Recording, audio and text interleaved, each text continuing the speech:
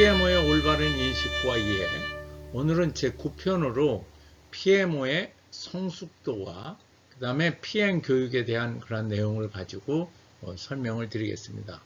그 성숙도라고 하는 것은 업무의 능력을 평가하는 기준이 될 텐데요. 통상적으로 여러 모델이 있습니다. 오늘 제가 설명을 드리는 거는 Capability Maturity 모델이라고 하는 능력 성숙 그 모형에 나오는 그런 내용을 가지고 설명을 할 건데요. 통상적으로 1부터 5까지의 수치를 가지고 우리가 평가를 하게 되는데요. 어떤 조직에서 PMO 조직이 성숙도가 2.5다 그러면 얘는 어느 정도의 성공률을 프로젝트의 성공률을 낼 수 있다 하는 것을 우리가 알려줄 수 있는 그런 척도도 될 수 있고요. 또 우리가 성숙도를 올리기 위해서는 또 어떤 교육이 우리가 필요한지 그러한 내용에 대한 부분도 우리가 설명이 가능하게 됩니다. 이러한 내용을 가지고 오늘 설명을 드리겠습니다. 네, 오늘은 PMO의 성숙도와 이제 CMM 모델을 가지고 좀 설명을 하겠습니다. 통상적으로 이 CMM이라고 하는 거는 이제 성숙도 모델이라고 얘기를 합니다. 원래 근본은 Generic Process Maturity 모델이라는 그러한 과정을 거쳐서 나오는데 CMM의 경우에는 대개 5단계로 나눠집니다. Initial, 초기의 상태, 그 다음에 Managed, 관리되고 있는 그러한 상태, 그 다음이 이제 정의되어 있는 그러한 상태, 그 다음에 측정할 수 있는 그러한 상태가 레벨 4고요. 그 다음에 레벨 5가 마지막 최적화에 대한 단계로 이렇게 볼 수가 있습니다. 이제 통상적으로 CMM에서는 우리가 실질적으로 구성되어 있는 프로세스를 보고 레벨 1이구나, 레벨 2 이런 식으로 우리가 레벨을 정의를 하는 거고요. 지난번 시간에도 얘기를 했지만 레벨 1일 경우에는 우리가 이제 주로 1이라는 숫자를 부여해주고 레벨 2는 2라는 숫자 이런 식으로 해서 프로세스의 성숙도를 1부터 5까지의 5가지의 척도로 나타내는 겁니다. 그래서 여기 이제 전반적으로 이렇게 나타나 있는 이 내용하고 우리가 제럴드 힐의 5단계설에 대한 내용을 보면 상당 부분이 맞아 들어가서 이 CMM에 의한 그 성숙도 단계를 이제 PMO에 대해서 우리가 한번 적용을 해보면 제럴드 힐에서 얘기를 했듯이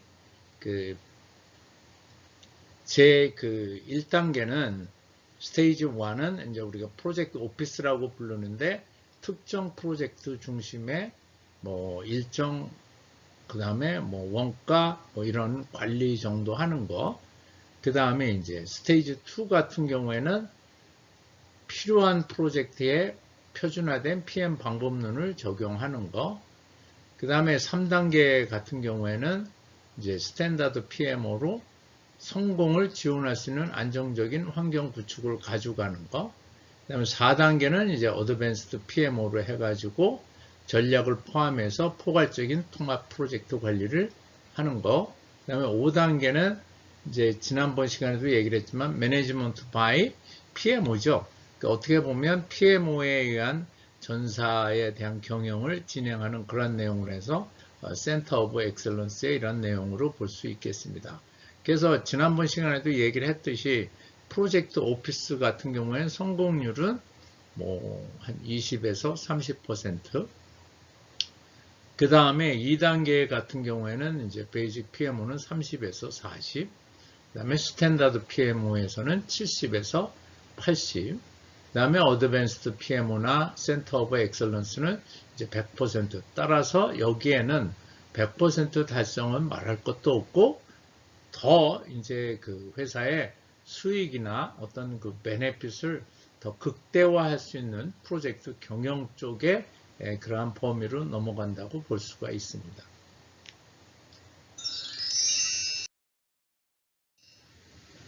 CMM 방법에 의해서 이제 여러 컨설팅 회사가 PMO나 PM의 성숙도 조사를 시행한 바 있습니다. 오늘은 PM 솔루션사가 2012년하고 14년 또 16년 그 다양한 형태의 성숙도 조사를 한 내용을 가지고 여러분들한테 설명을 드리겠습니다.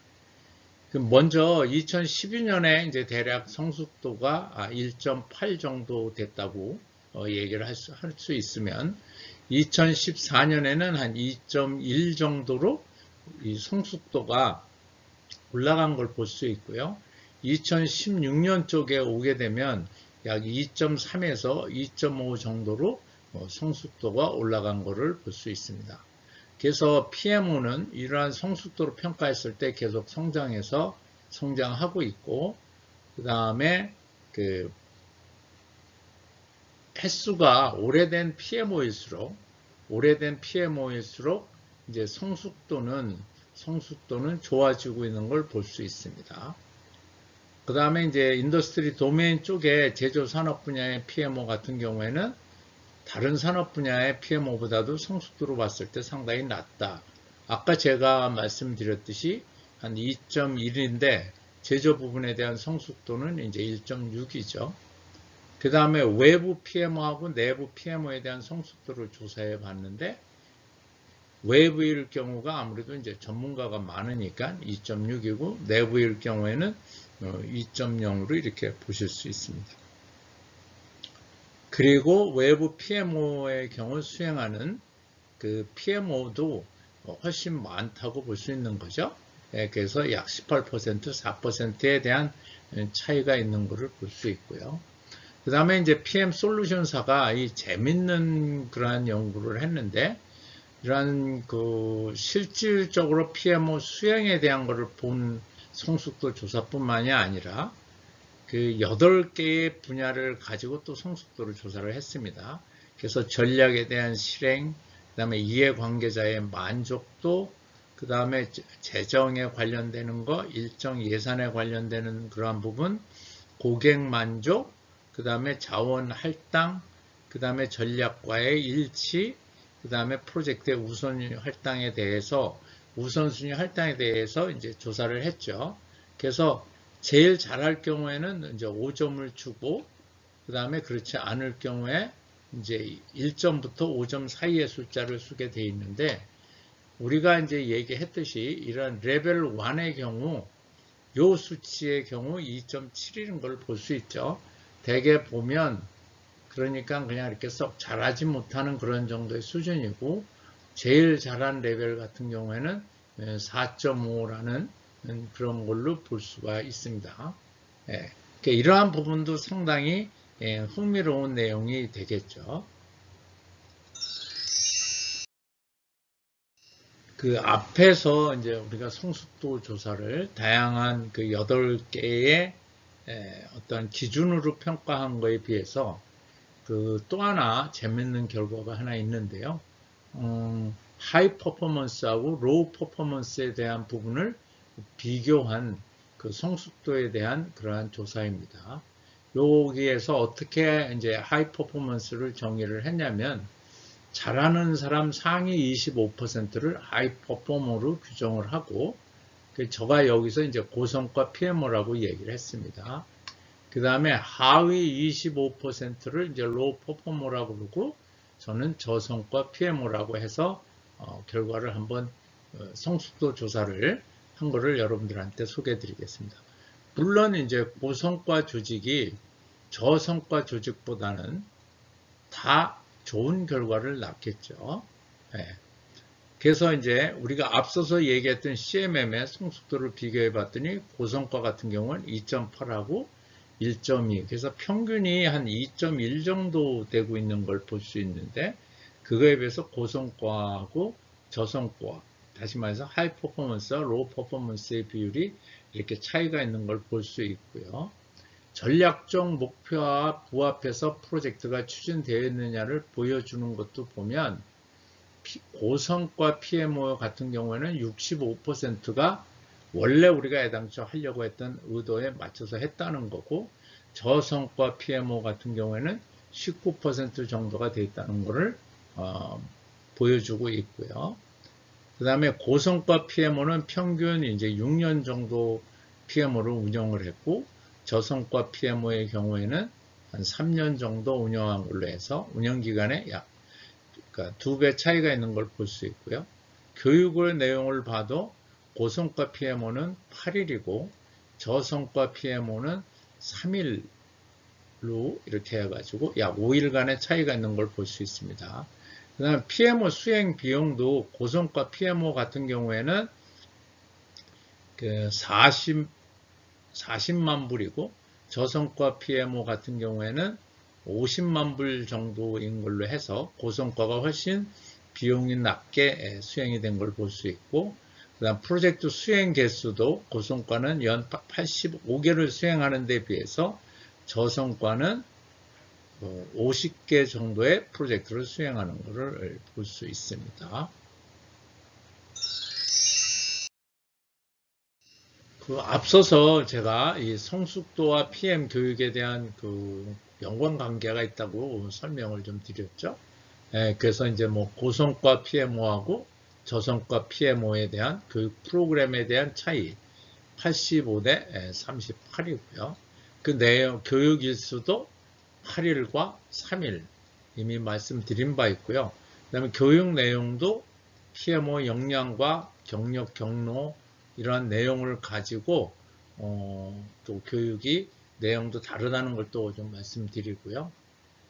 그 다음에 PMO의 교육이 대부분 사내 강사를 통해서 강의실 중심으로 현장 교육을 제공하지만 중요한 그러한 내용은 그 외부 강사에게 아무래도 전문성을 강조하다 보니까 외부 강사가 수행하는 경우가 많다고 얘기를 하고 있고요.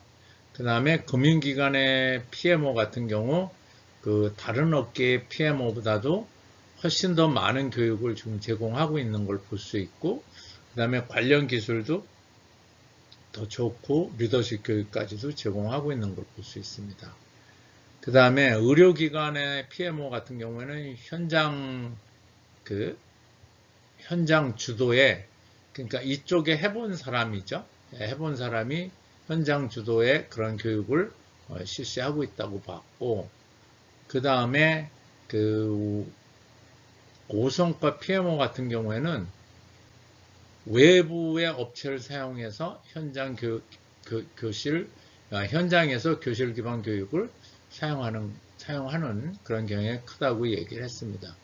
그 다음에 외부 프로젝트 중심의 PMO 같은 경우 외부에 이제 PMO를 하는 그 경우에는 고급 기술 개발 계획을 제공할 가능성이 훨씬 높다고 얘기를 했고요. 그 다음에 이제 하이 퍼포머가 주로 받는 교육이 PM 소프트웨어 테스트, 소프트웨어 툴에 대한 트레이닝, 그 다음에 이제 기초에 대한 내용, 그 다음에 PM 스킬, 뭐 리더십, 그 다음에 비즈니스 얼라이먼트 트레이닝, 그 다음에 PM에 대한 뭐 자격증, 어자일에 대한 이런 내용들을 좀 받고 있다는 것을 좀 보여주고 있는 그러한 내용입니다.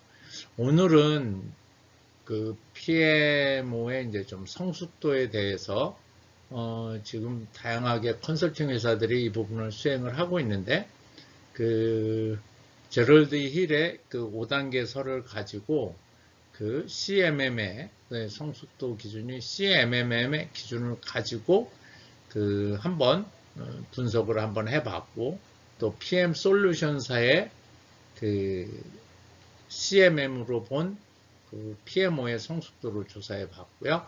그 다음에 또 PM 솔루션사가 제시한 그 8개의 기준, 뭐 전략이라든가 뭐 여러 가지 성과에 관련된 그런 여러 가지 기준을 가지고 본 성숙도에 대한 부분도 설명을 드렸고, 그 다음에 하이 퍼포먼스, 로우 퍼포먼스에 대해서 설명을 드렸고요. 그 다음에 아울러 PM 교육에 대한 내용도 소개를 드렸습니다. 이상으로 오늘 교육을 마치겠습니다.